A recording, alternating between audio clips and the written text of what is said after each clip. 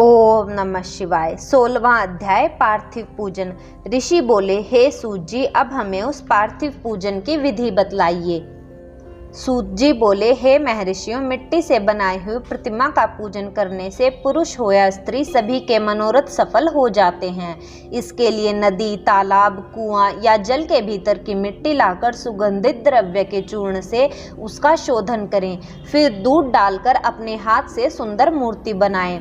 पद्मासन द्वारा उस पार्थिव प्रतिमा का आदर सहित पूजन करें।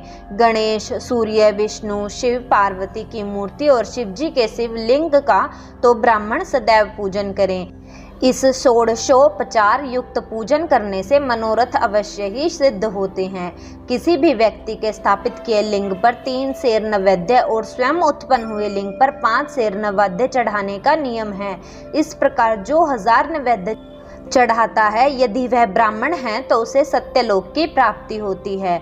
12 अंगुल चौड़ा और 25 अंगुल लंबा यह लिंग का प्रमाण है और 15 अंगुल ऊंचा लोहे या लकड़ी के बनाए हुए पत्र का भी नाम शिव है।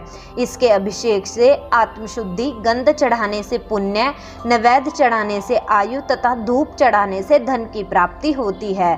दीप से ज्ञान और तांबुल से भोग मिलता है। अतएव स्नान आदि यह 6 पूजन के अंग का यत्न पूर्वक साधन करें। नमस्कार और जप ये दोनों सभी अभिष्ट हैं। जो जिस देवता की पूजा करता है वह उस देवता के लोक को प्राप्त होता है।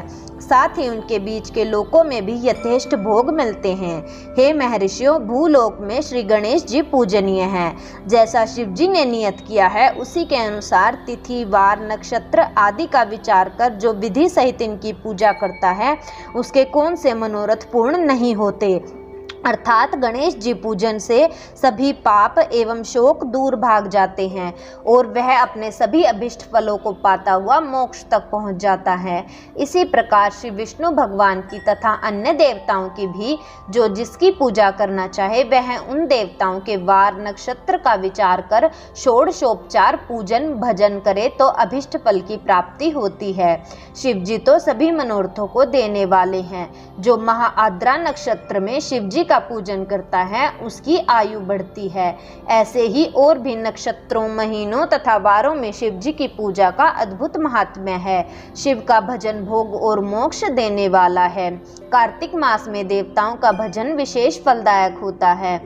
विद्वानों को उचित है कि वह इस महीने में सब देवताओं का भजन करें। संयम नियम से जप, तप, हवन और दान करें, क्योंकि कार्तिक मास में देवताओं का भजन सर्व व्याधि हरता है।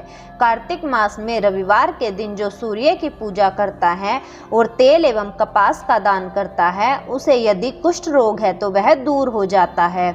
जो अपने तन एवं मन को जीवन पर्यंत शिव के अर्पण कर देता है उसे शिव जी अपनी सायुज्य मुक्ति प्रदान करते हैं। योनि और लिंग इन दोनों स्वरूपों के शिव जी के स्वरूप में समाविष्ट होने के कारण शिव जी जगत के जन्म निरूपण हैं और इसी नाते से जन्म की निवृत्ति के लिए शिव जी की जन्म पूजा का अलग विधान भी है। जैसे अखिल जनक बिंदु नादात्मक हैं, जिसमें बिंदु शक्ति है और नाद शिव जी का है। बिंदु का आधार नाद है और जगत का आधार बिंदु है, इसलिए ये दोनों ही जगत के आधार हुए। बिंदु देवी और नाद शिव हैं, इसलिए ये दोनों शिवलिंग के नाम से प्रसिद्ध हुए। अतः जन्म की निवृत्ति के लिए शिवलिंग को पूजें। देवी रूपी माता बिंदु और शिव रूप पिता नाद है। शिव भक्ति के मिलाप का नाम लिंग है। शिव जी अपने लिंग के पूजन करने से उत्पन्न होते हैं। जो इस शिवलिंग का आदर सहित पूजन करता है वह जन्मादि से निवृत्त हो जाता है। आदित्यवार के दिन पंचगव्य, गोबर, गोमूत्र, गोदुग्ध, गोघृत और मधु द्वारा शिव जी को स्नान कराएं।